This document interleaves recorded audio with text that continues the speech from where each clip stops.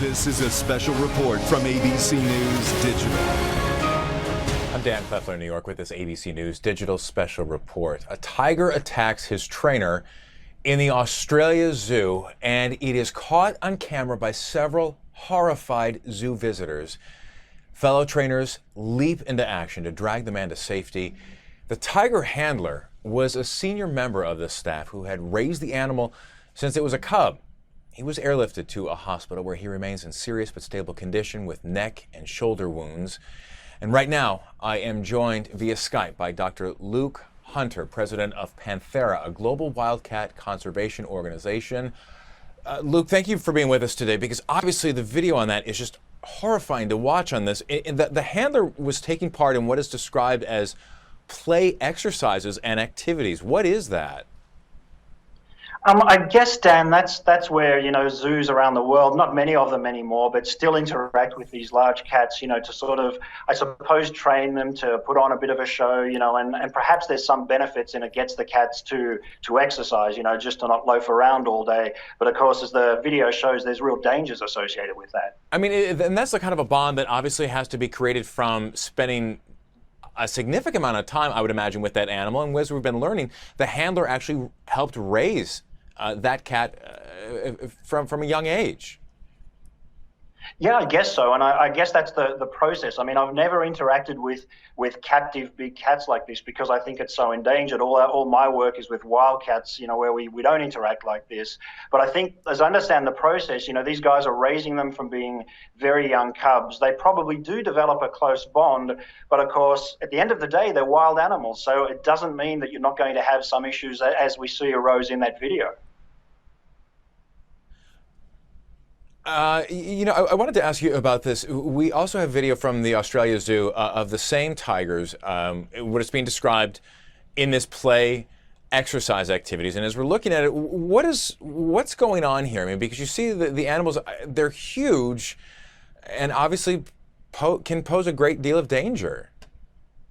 They can, and it's sort of amazing, Dan, isn't it? That, I mean, most of the time, tigers and big cats, I think they're incredibly restrained. They're incredibly well behaved, because it would be very easy for a tiger in that scenario to kill a person at every opportunity it gets. So it's actually quite surprising, to be honest, that it doesn't happen more often. So I guess in these scenarios, there's some stimulation and enjoyment that the cat gets out of the exercise. That it's like playing with a toy with a little domestic cat. They have some fun out of it. They're stimulated. It taps into that predatory drive to get it excited.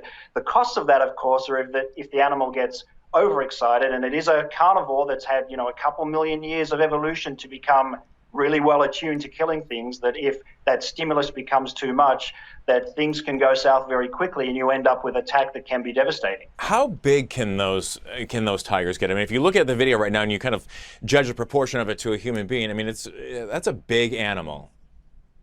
Exactly, Dan. It's a huge animal, and their strength is phenomenal. I mean, an adult tiger can exceed, 600 pounds, 280 to 300 kilograms in some cases, particularly in captivity where, the nutrition is so good that they sometimes exceed the size of animals in the wild tigers.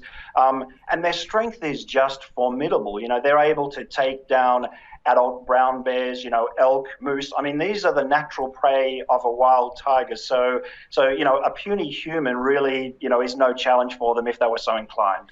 As far as the distemperament of these animals, because obviously this is going to raise questions about those who would argue that this kind of an animal shouldn't be kept in an enclosure, shouldn't be kept in a zoo, or shouldn't have this kind of interaction with humans.